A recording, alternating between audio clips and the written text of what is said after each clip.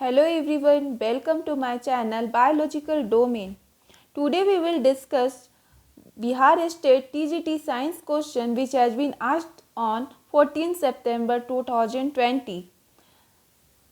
ये आपको जो टेस्ट सीरीज चला रही हूँ मैं, ये आपको आगे के अपकमिंग एग्ज़ाम्स में भी हेल्पफुल होंगे, जैसे कि DSSB, UP TET, REET etcetera. So इन क्वेश्चंस को आप ध्यान से देखिए और इनसे और सारे क्वेश्चन जो एराइज होते हैं उन्हें भी मैं डील करूँगी. ठीक है. So first question is the 5 kingdom classification was proposed bye. 5 kingdom classification को किसने प्रपोज किया था, किसने लाया था? सबसे पहले क्या है कि किंगडम क्या है, तो kingdom is a type of classification और ये हाईएस्ट कैटेगरी है क्लासिफिकेशन का, हम लोग ये जानते हैं.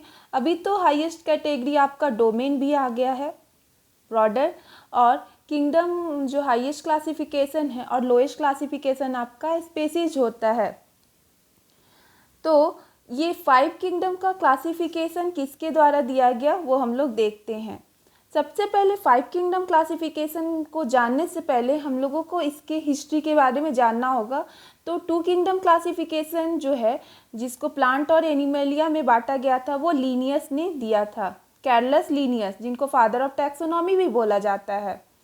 अब उसके बाद आता है 3 किंगडम क्लासिफिकेशन, जो कि प्रोटिस्टा, प्लांटी और एनिमेलिया में बांटा गया था, उसको हेकल ने दिया था, हेकल ने दिए थे.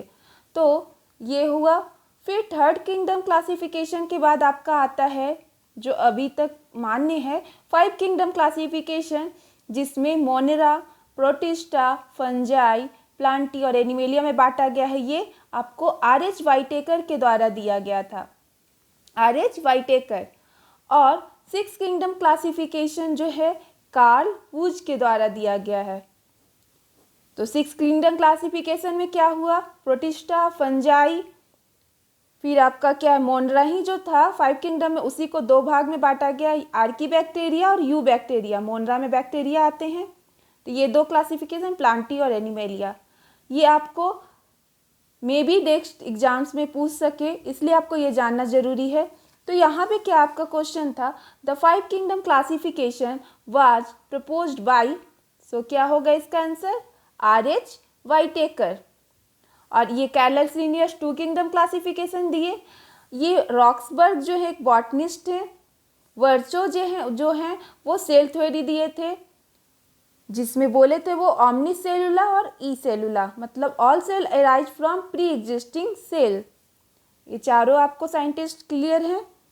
Next question, an association between roots of higher plants and fungi.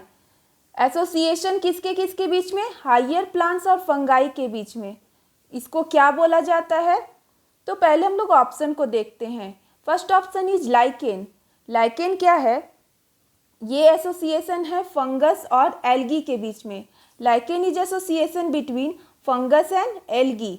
Fern आपका क्या है, एक तरह का प्लांट है जिसमें फ्लावर्स नहीं होते हैं, प्लांट्स विथ लॉन्ग लीव्स, इसमें फ्लावर नहीं होते. माइकोरिजा हम लोग, ये माइकोरिजा जो है वो आपका प्लांट्स और फंगाई के बीच में एसोसिएशन है. और BGA जो लास्ट ऑप्शन था, ये ब्लू ग्रीन एल्गी है, जिसको साइनोबैक्टीरिया के नाम से भी जाना जाता है. तो आपका क्वेश्चन यहाँ है, an association between roots of higher plants and fungi is called, then what the answer, mycorrhiza. Understood. अब next question, which one of the following is oviparous. क्या है, ओवीपेरस कौन सा एनिमल है? तो पहले हम लोग को ओवीपेरस वर्ड का मतलब समझना होगा. तो आप यहाँ देखिए, ओवीपेरस जो है, ओवी और पेरस, ओवी का मतलब होता एग. तो that animal which lay eggs, और वो कैसा एग, जो अनडेवलप्ड है, वो फर्टिलाइज नहीं है, वो बाहर आके उसका नरिशमेंट होगा. जैसे बर्ड्स, रेप्टाइल्स में जो भी एग्जाम्पल आएंगे वो ओवीपेरस, या पहले वाले जो भी एनिमल्स है वो ओवीपेरस में आएंगे. जैसे मुर्गी का जो अंडा होता है वो बाहर आने के बाद उसका नरिशमेंट होता है, तब वो जाके चिकन में कन्वर्ट होता है। तो ये है विविपेरस क्या है, जो यंग वंस को डिलीवर करते हैं। तो उसमें एग्जाम्पल है आपका मैमल्स, तो सारे मैमल्स आ जाएंगे। ओविपेरस विविपेरस का आपको अंडरस्टूड है। तो अब यहाँ क्वेश्चन देखिए, यहाँ पे क्या है, विच one of following is oviparous. तो पहले ऑप्शन को छांटने का कोशिश कीजिए। एलिफेंट क्या है, मैमल। वेल क्या है, मैमल। बैट, फ्लाइंग फॉक्स भी क्या है, मैमल। तो एक ऑप्शन आपका बचा प्लेटिपस, ये आपका प्रीमियर फॉर्म एनिमल है, तो ये प्लेटिपस होगा। फिर question number 54, to which one of the following category does adipose tissue belong. Adipose tissue किस कैटेगरी में बिलोंग करते हैं। हम लोग जानते हैं टिश्यू को 4 भाग में डिवाइड किया गया है, epithelial, connective, muscular and nervous. तो एडिपोज टिश्यू किस में आएगा, उसको जानने के लिए पहले हम लोग एपिथेलियल टिश्यू का एग्जाम्पल आपका स्किन है, कनेक्टिव टिश्यू का example bone, blood, ligament, tendon, ये सब है। मस्क्यूलर का सारा मसल्स, नर्वस में आपका स्पाइन कोड, नर्व्स, ये सब आ गया। तो अब मैं ब्रॉडली क्लासिफिकेशन यहाँ पे दिखा रही हूँ कनेक्टिव टिश्यू को। कनेक्टिव टिश्यू को लूज, डेंस और स्पेशलाइज्ड टिश्यू में बांटा गया है। लूज को फर्दर एडिपोस और एरियोलर, डेंस को ligament, tendon, specialised connective tissue और कार्टिलेज, बोन एंड ब्लड। और यहाँ पे आपका एपिथेलियल, मस्क्यूलर, नर्वस है। तो आप खुद बताइए इसका आंसर क्या होगा। एडिपोज टिश्यू किस में आ रहा है, कनेक्टिव टिश्यू में। The answer is connective tissue. Next question 55, which one of the following is not a eukaryote. What is eukaryote. First we have to understand that what is eukaryote. So eukaryote is that animal which is membrane bound organelles. Question number 55. So let's see here. Option is Anabaena, Euglena, Spirogara and Agricus. Anabaena is a blue-green algae or cyanobacteria. Euglena, Spirogara and Agricus are eukaryotes. Eukaryotes are that animal where true nucleus are found. True nucleus found. ये जो भी आपके higher animals हैं सारे में ये आते हैं, और जो प्रोकैरियोट्स हैं वो आपके प्रिमिटिव एनिमल्स में आते हैं। प्रोकैरियोट जहाँ पे न्यूक्लियस नहीं पाया जाता है। तो जो 5 किंगडम क्लासिफिकेशन मैं दिखाई थी यहाँ पे, मोनरा, प्रोटिस्टा, फंगाई, प्लांटी और एनिमेलिया, इसमें सिर्फ मोनरा वाला जो पार्ट है आपका यूकैरियोट है, बाकी आगे का सारा पार्ट यूकैरियोट है। ठीक है, तो इसका आंसर क्या होगा, विच one of the following is not a eukaryote, जो यूकैरियोट नहीं है। तो यहाँ पे आंसर है आपका एनाबेना, जो कि ब्लू ग्रीन एल्गी है। ये क्या है, blue green algae. Next question 56, when we homogenise any tissue in an acid the acid soluble pool represents. जब हम लोग किसी भी टिश्यू को एसिड में रखते हैं, होमोजेनाइज करते हैं, एक वर्ड है होमोजेनाइज, इसका मतलब पहले हम लोग समझते हैं। तो होमोजेनाइजेशन इज ए प्रोसेस, एक प्रोसेस है whereby a biological sample is brought to a state such that all fraction of the sample are equal in composition. Homo का मतलब इक्वल, और उसको क्या कहते हैं, एक कंपोजिशन में रखते हैं। तो यहाँ पे क्वेश्चन है, when we homogenise any tissue in an acid the acid soluble pool represent. तो इसमें क्या होगा आपका साइटोप्लाज्म। क्यों, क्योंकि साइटोप्लाज्म जो होता है fluid like structure present under the cell. बाकी आपका cell membrane, nucleus, mitochondria, cell organelles. So next question, mitosis is characterized by mitosis. So यहाँ पे माइटोसिस एक वर्ड है, तो उसको हम लोग देखते हैं। माइटोसिस जब आएगा तो मियोसिस जरूर आएगा। तो इन दोनों को आप देखिए, माइटोसिस जो होता है सोमेटिक सेल में होता है, मतलब बॉडी के सारे सेल्स में होते हैं। ये इक्वेशनल डिवीजन है, और ये कब होता है? जाइगोट के फॉर्मेशन से डेवलपमेंट तक जितना भी बॉडी सेल का डेवलपमेंट है सारा होगा माइटोसिस में। ये डायप्लॉइड है। मियोसिस जो है वो जर्म सेल में होगा सिर्फ, नॉट इन सोमेटिक सेल, और ये रिडक्शनल डिवीजन है। मियोसिस इज रिडक्शनल डिवीजन, क्योंकि यहाँ पे गेमेट्स रिडक्ट हो जाते हैं। ये स्पर्म और ओवा में देखने को हम लोग को मिलता है, जो कि रिप्रोडक्टिव सेल हैं। तो आप बताइए यहाँ का आंसर क्या होगा? Mitosis is characterized by reductional, equal, या बोथ एंड बी, और none of these. So it is equal division. Mitosis is equal division. Next question 58. A gland not associated with the alimentary canal. Alimentary canal हम लोग को पता है कि digestive system और digestive gland से मिलके बना है। तो इसमें कौन सा ग्लैंड है जो एलिमेंट्री कनाल से नहीं जुड़ा हुआ है? तो उसके लिए सारे ग्लैंड को हम लोग देखते हैं जो इसमें दिया है ऑप्शन में, पैनक्रियाज, एड्रिनल, लीवर और सैलिवरी ग्लैंड। तो पैनक्रियाज जो है आपका लॉन्गेस्ट ग्लैंड होता है, it is a part of alimentary kanal. Adrenal जो है आपका किडनी के ऊपर पाया जाता है। लीवर जो है लार्जेस्ट ग्लैंड है। सैलिवरी ग्लैंड जो है सलाइवा को सिक्रीट करता है। तो salivary gland, liver and pancreas are part of alimentary canal, but adrenal is not part of alimentary canal, it is part of kidney. So answer is B, adrenal. Next question number 59. CO2 dissociates from carbinohemoglobin when? CO2 carbon haemoglobin से कब dissociate होता है? Dissociate का मतलब क्या हुआ? उससे अलग होना। तो ये कब होगा? जब CO2 कम होगा और ऑक्सीजन ज़्यादा होगा। ये होता है जब CO2 कम हो और ऑक्सीजन ज़्यादा हो, क्योंकि हम लोग को पता है कि कोई भी हायर कंसंट्रेशन से लोअर कंसंट्रेशन की ओर मॉलिक्यूल्स को मूव करते हैं। और ऑक्सीजन हीमोग्लोबिन डिसोसिएशन कर्व में क्या होगा? ऑक्सीजन लो होगा और कार्बन डाइऑक्साइड हाई होगा। ये आपको याद रखना है। आज पूछा है आपका कार्बन CO2 डिसोसिएशन कर्व, अगले बार में आपको शायद ऑक्सीजन हीमोग्लोबिन डिसोसिएशन कर्व भी पूछ सकता है, तो इसका ये होगा। तो इसमें क्या होगा? CO2 is low and PO2 is high. Partial, इसका मतलब है partial pressure of carbon dioxide और partial pressure of oxygen. 59 question is done.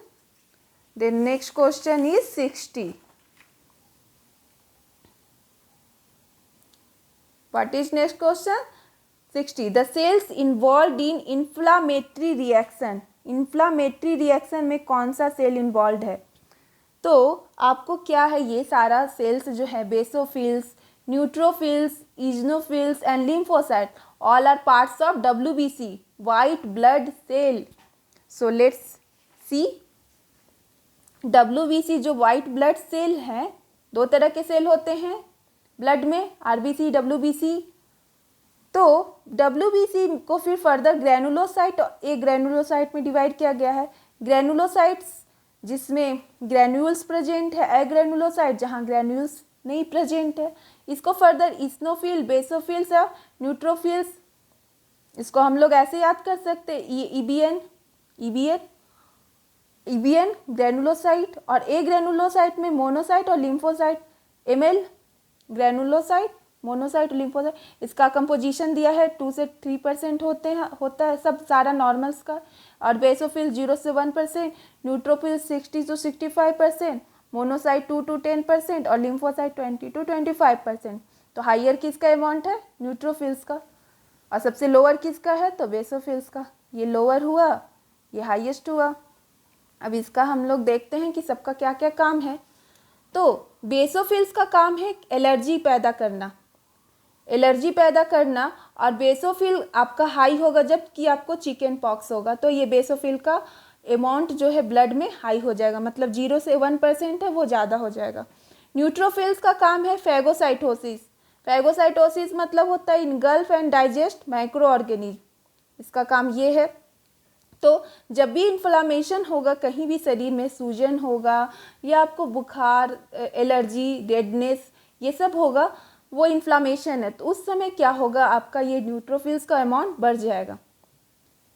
ठीक है, इसलिए बढ़ेगा कि ताकि वो जो भी माइक्रो ऑर्गेनिज्म बाहर से अंदर आया है उसको वो इनगल्फ कर सके और हमारे शरीर की रक्षा कर सके, क्योंकि WBC जो है हमारे शरीर की रक्षा करता है बाहरी एनी माइक्रो ऑर्गेनिज्म से। इस्नोफिल क्या है, वो एलर्जी को सप्रेस करता है। जो एलर्जी बेसोफिल से हो रहा है उस एलर्जी को सप्रेस कौन करेगा, इस्नोफिल। और जब आपको एलर्जी किसी चीज़ से, उस समय इस्नोफिल का अमाउंट शरीर में बढ़ जाएगा। लिम्फोसाइट क्या है, ये एंटीबॉडी प्रोड्यूस करता है ताकि माइक्रोब्स और टॉक्सिन को ये डिस्ट्रॉय कर सके, इसलिए ये एंटीबॉडी करता है। लिम्फोसाइट का अमाउंट तब बढ़ता है जब कोई वैसा डिजीज हो जैसे एड्स, ये सब में। ये हो गया आपका। तो क्वेश्चन आपका क्या था, the cells involve in inflammatory reaction, तो क्या होगा आंसर इसका, बताइए, neutrophils. Good. Next question 61, which of the following is remove from our body by lungs. Lungs का क्या काम है, लंग्स का काम है ऑक्सीजन को प्यूरिफाई करना, ऑक्सीजन को उसके एल्वियोलाई तक पहुंचाना ताकि वो आगे एक्सचेंज ऑफ गैसेस कर सके और हमारे शरीर को एनर्जी दे सके। तो उस समय क्या होता है, हमारे शरीर से जब ऑक्सीजन अंदर जाता है तो वो किस चीज़ को रिमूव करता है, कार्बन डाइऑक्साइड को, तो CO2 को रिमूव करेगा वो। Next question, ribs are attached to, ribs कहाँ से अटैच्ड होते हैं, रिब्स जो होते हैं 12 पेयर्स में हम लोग के शरीर में प्रेजेंट हैं, तो वो किससे अटैच्ड होते हैं, किस बोन से, ये सारा आपका बोन है, स्कैपुला, स्टर्नम, क्लेविकल, इलियम। तो रिब्स किससे अटैच्ड है, उसके लिए हम लोग चारों ऑप्शन को क्लियरली देखते हैं क्या है। तो स्टर्नम जो है, जिसको ब्रेस्ट बोन कहा जाता है, ये हमारे चेस्ट में बीचों बीच प्रेजेंट होता है और ये रिब्स को कार्टिलेज से जोड़ता है, ये रिब केज बनाता है। क्या बनाता है, रिब केज। और ये रिब केज क्यों बनाता है, ताकि जो सारा भी इंटरनल ऑर्गन है जैसे कि हार्ट, लंग्स और भी सारे ऑर्गन्स है, उसको ये प्रोटेक्ट कर सके। So sternum is known as breast bone. Scapula क्या है, शोल्डर बोन, ये स्कैपुला है। क्लेविकल को कॉलर बोन बोलते हैं, इलियम हिप बोन। इस तरह से आपको नेक्स्ट में पूछ सकता है, scapula, shoulder, clavicle, collar, ilium hip bone. Okay, so ribs are attached to sternum. The part of internal ear responsible for hearing is, अब ईयर का बात आ रहा है, हमारे पास जो ईयर हैं वो 3 पार्ट्स में डिवाइड है, पहला एक्सटर्नल, फिर दूसरा मिडिल और तीसरा इंटरनल। तो एक्सटर्नल ईयर जो हम लोग देखते हैं बाहर से, उसको पीना बोलते हैं। मिडिल ईयर में 3 बोन होते हैं, आपको पता है कौन कौन से, मेलियस, स्टेपेस और इनकस। और अब लास्ट में यहाँ पे पूछ रहा है इंटरनल ईयर जो कि रिस्पॉन्सिबल है हियरिंग के लिए। सारा जो पार्ट आपको दिख रहा है ये सारा इंटरनल ईयर का ही पार्ट है, लेकिन सिर्फ हियरिंग, सिर्फ सुनने के लिए कौन सा रिस्पॉन्सिबल है, तो वो देखते हैं। कॉक्लिया और सेमी सर्कुलर कनाल दोनों इनर ईयर का पार्ट है। इसमें कॉक्लिया हियरिंग पोर्शन को मैनेज करता है और सेमी सर्कुलर कनाल बैलेंस पोर्शन को मेंटेन करता है। मिडिल ईयर तो पता है, स्टेपस, इनकस, मेलियस, SIM, सीम से आप याद रख सकते हैं। तो यहाँ पे internal ear responsible for hearing, तो कॉक्लिया ये बैलेंसिंग के लिए काम करता है। ये दोनों ईयर के कुछ पार्ट्स हैं इंटरनल ईयर के। Cortisol is secreted by, cortisol किससे सिक्रीट होता है, पैनक्रियास से, थायराइड से, एड्रिनल से या थाइमस से। अब सबको जानना जरूरी है। पहले हम लोग जानते हैं कि पैनक्रियास से क्या होता है, इंसुलिन सिक्रीट होता है जो कि ब्लड में ग्लूकोज लेवल को कंट्रोल करता है। थायराइड जो होता है हमारे शरीर का सबसे लार्जेस्ट इंटरनल ऑर्गन है। एड्रीनल जो है किडनी के ऊपर प्रेजेंट होता है। थाइमस जो है वो थायराइड के नीचे ही प्रेजेंट होता है। तो कॉर्टिसोल किससे सिक्रीट होता है, यहाँ देखिए, एड्रीनल ग्लैंड जो है 2 भाग में डिवाइड है, एड्रीनल कॉर्टेक्स और एड्रीनल मेडुला, पता है हम लोग को। एड्रीनल कॉर्टेक्स में बहुत सारे हार्मोन सिक्रीट होते हैं। पहले देखते हैं, जो सेक्स को कंट्रोल करता है उसका नाम है एंड्रोजन और एस्ट्रोजन, ये भी एड्रीनल कॉर्टेक्स से सिक्रीट होता है। एक और आपका साल्ट को बैलेंस करने के लिए जो हार्मोन सिक्रीट होता है वो एड्रीनल कॉर्टेक्स से सिक्रीट होता है, उसका नाम है एल्डोस्टेरोन। और शुगर को जो कंट्रोल करता है वो कॉर्टिसोल, ये भी एड्रीनल कॉर्टेक्स से सिक्रीट होता है। तो यहाँ कहने का मतलब है कि एड्रीनल कॉर्टेक्स से क्या क्या आपका सिक्रीट होता है, एंड्रोजन, एस्ट्रोजन, एल्डोस्टेरोन और कॉर्टिसोल, ये सबका काम है। और एक एड्रीनल मेडुला से आपका जो हार्मोन सिक्रीट होता है वो आपका है एपिनेफ्रीन और नॉरएपिनेफ्रीन, जिसको फाइट और फ्लाइट हार्मोन भी बोलते हैं। तो यहाँ पे आपका आंसर क्या होगा, cortisol is secreted by adrenal gland. Adrenal gland में भी किससे, एड्रीनल कॉर्टेक्स। कभी कभी आप लोग को ऐसे भी पूछ सकता है question. Next question, Leydig cells produce a group of hormone called. Leydig cells एक हार्मोन सिक्रीट करता है, उसको क्या बोलते हैं, एंड्रोजन, एस्ट्रोजन, एल्डोस्टेरोन या गोनेडोट्रोफिन। एल्डोस्टेरोन तो होगा नहीं क्योंकि अभी हम लोग पढ़े एड्रीनल ग्लैंड से सिक्रीट होता है। बाकी ये 3 ऑप्शन को हम लोग देखते हैं। जैसे देखिए, जो ये लेडिक सेल है वो सेमनीफेरस ट्यूब्यूल टेस्टिस में प्रेजेंट होता है, जिसका काम है एंड्रोजन और टेस्टोस्टेरोन सिक्रीट करना। ओवरी से एस्ट्रोजन सिक्रीट होता है, एंटेरियर प्यूटिटरी से गोनेडोट्रोफिन, एड्रिनल से एल्डोस्टेरोन। तो आपको क्वेश्चन क्या है यहाँ पे, Leydig cell produce a group of hormone called androgen. Androgen होगा। Next question 66, which of the following can be made into crystal. Crystal में किसको कन्वर्ट किया जा सकता है, तो वायरस।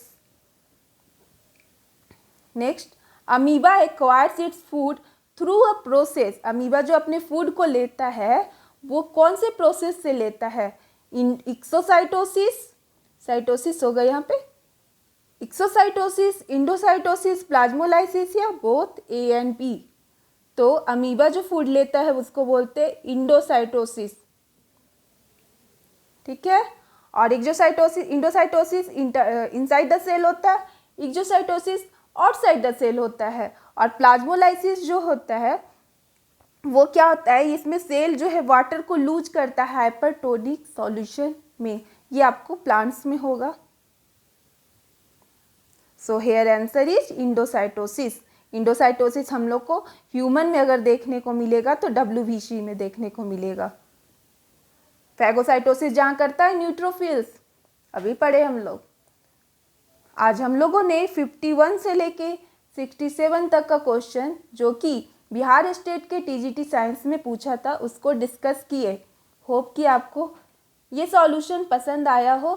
अगर आपको ये वीडियो अच्छा लगे तो इसे लाइक और शेयर ज़रूर करें, और अगर आप चैनल पे नए हैं तो इसे सब्सक्राइब करें। Thank you.